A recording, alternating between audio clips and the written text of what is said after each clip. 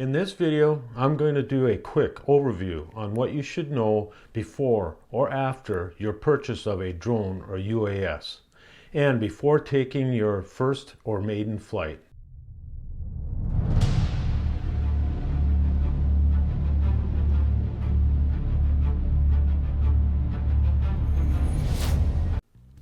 Welcome back to DK for Drones. I'm glad you could stop by.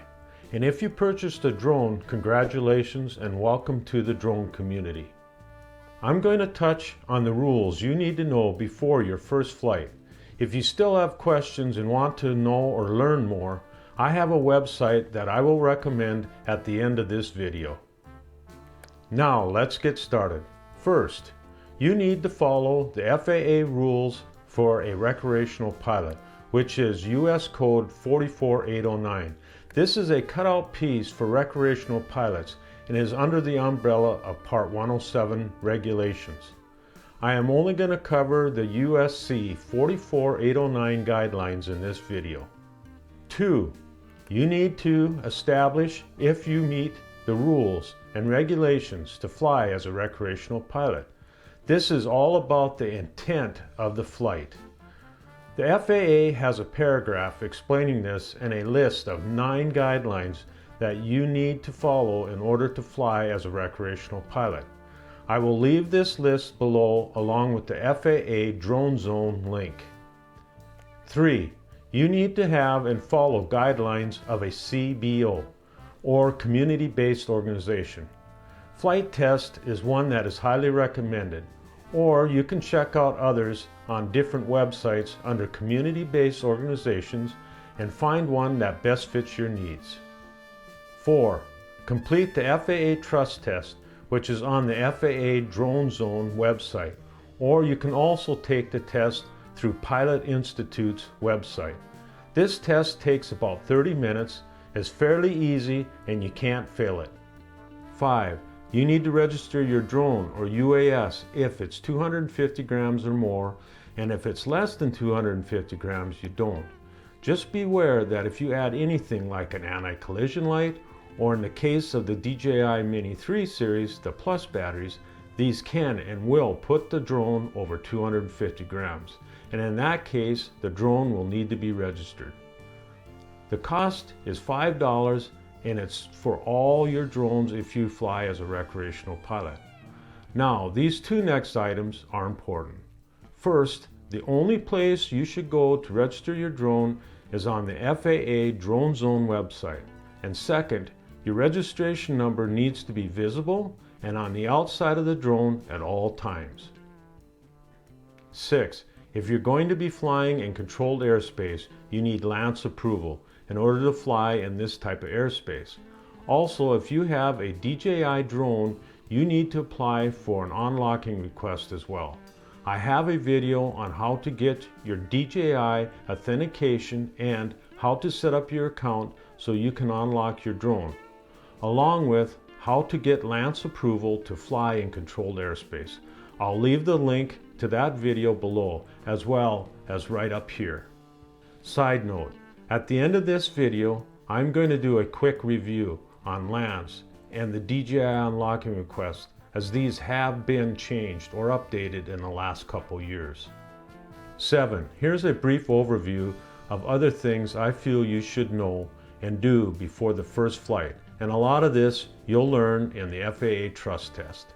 They are: check over your owner's manual, have the batteries fully charged, don't forget your SD card or cards, check the weather before the flight, do a pre-flight inspection, and remember your CBO or community-based guidelines paperwork.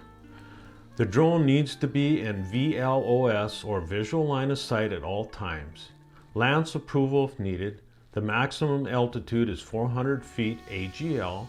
Your trust certificate, your drone registration, and that needs to be visible on the outside of the drone. Don't operate your drone in a dangerous manner. Don't fly over people or moving vehicles. Give way to all manned aircraft. Stay out of restricted airspace and any type of area where public services are being performed. 8. Now you're ready to go fly, and I would suggest flying in a secluded area. if you can for your first flight. Follow the rules, be safe, take your time, and enjoy the flight. 9. These are guidelines to follow and not an in-depth overview of the regulations. As I mentioned earlier, if you want to learn more, I would highly recommend going to the free Recreational Flying Made Easy course done by Pilot Institute. I will leave the link below, and that's it. Thanks for watching, and don't forget to hit the like, subscribe button, and leave me a comment if you like. And as always, be safe, fly safe, and have a great day.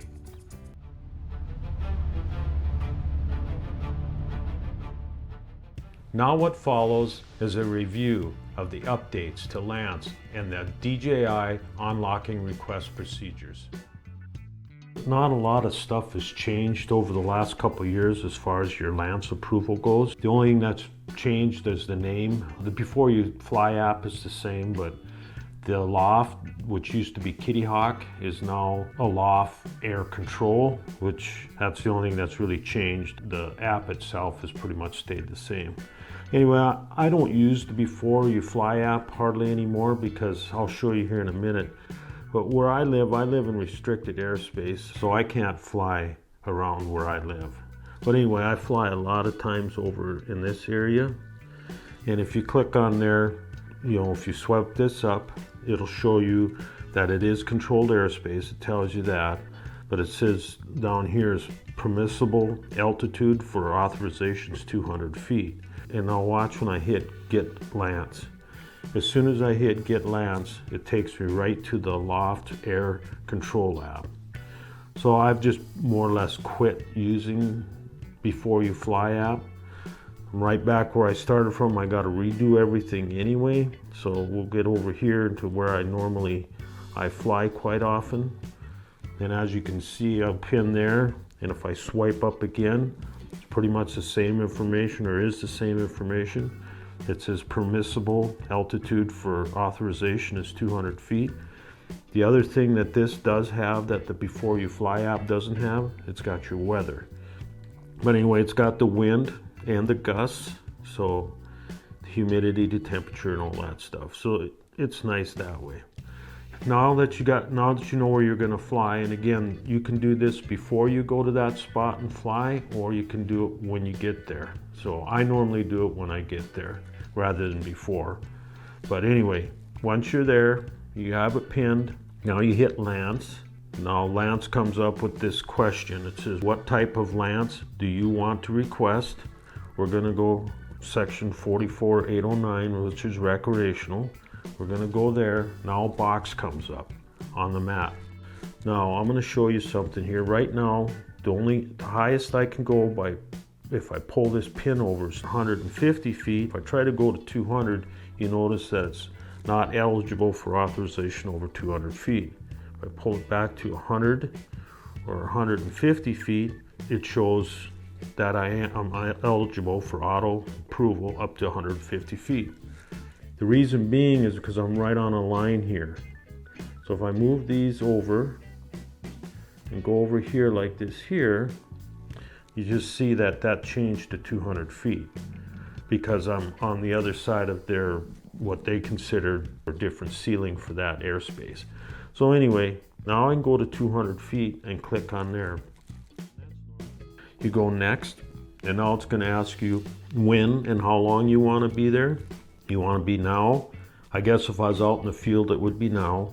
But being we're doing this from your home, if you're going to do it before you go out, you can click on next, and then let's say you plan on being out there in an hour. There's 11 a.m. Then click OK, and then it's going to ask you for how long, and you can change that. 2 hours is the default. You could go 3.5 hours or 3 hours and 15 minutes and click OK. And the duration is 3 hours and 15 minutes. Now, when you hit this next one, then we get to this screen. Pre-check results. Eligible for auto approval. Has your airport, airspace class, your start date and time, which is today's date, and the ending date and time. The duration is 3 hours and 15 minutes. Then we go next, Now we have the review information and submit the FAA screen. And on this screen you have your name, your phone number, about LAANC, privacy statement, and some other stuff down here. And in order to get your actual approval, you have to agree and submit. Once you hit agree and submit, you'll get a text within less than a minute with your authorization number and saying that you're approved to fly in that airspace. And that's it. That is how you get your LAANC approval. All right, I hope that was helpful. Now we'll move on to the DJI unlocking request. Okay, now we are at the DJI unlocking request part of the video. And this has not changed much in the last couple of years. Just the way you get to the fly safe part in DJI's website, and there are several. I will show you that in a moment. First, I just want to mention a few things about the unlocking request. You should never do an unlocking request until you know you can or have your LAANC approval in the area you are going to be flying in. When you are unlocking your drone to fly in controlled airspace, DJI sometimes will not let you do an unlocking request even though LAANC is saying you can fly in that controlled airspace. The other thing is that the unlocking request does not limit or restrict your altitude in an authorization zone, except in altitude zones in controlled airspace. For example, if you get an unlocking request and LAANC is showing your max altitude to be 50 or say 100 feet, DJI just unlocks that area and you could fly higher than LAANC is allowing you to. I just wanted to cover those few points. Now let's get to how you receive a DJI unlocking request. In order to apply for an unlocking request, you need to set up an account, which I cover in my video, DJI Fly Safe, the new version. Date stamped at 3 minutes and 30 seconds, and the title is How to Apply for Authentication Application. First thing you want to do is go to the DJI.com website. There are several ways to get to your unlocking request page. And I'll show you three that I know. There's probably more than that, but these are the three. The first one is to just scroll on down close to the bottom of the page, and then you'll see over right here is Fly Safe. Click on that. That'll bring you to this page. This is your geo system, which you want those the next one down, which is the unlocking request. And then you could go ahead and take in this video. This is really a good video to take in.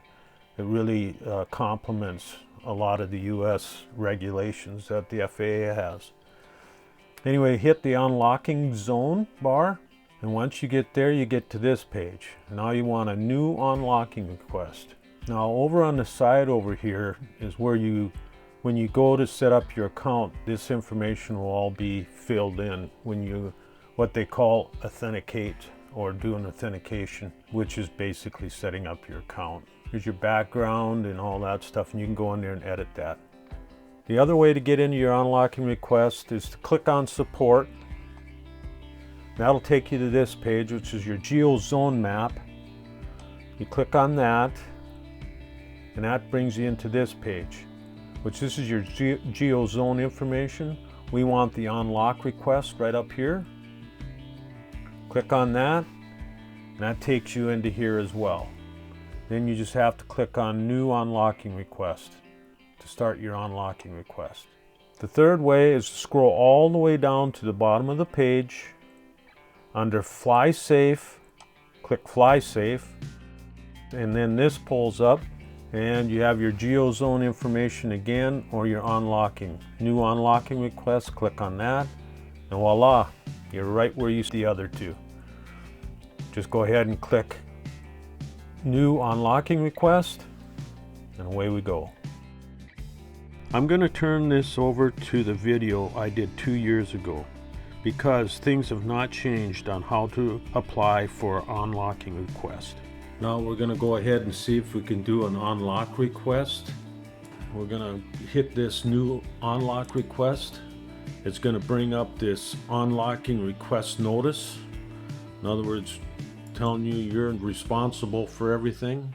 We're gonna zone unlocking. We're gonna confirm that.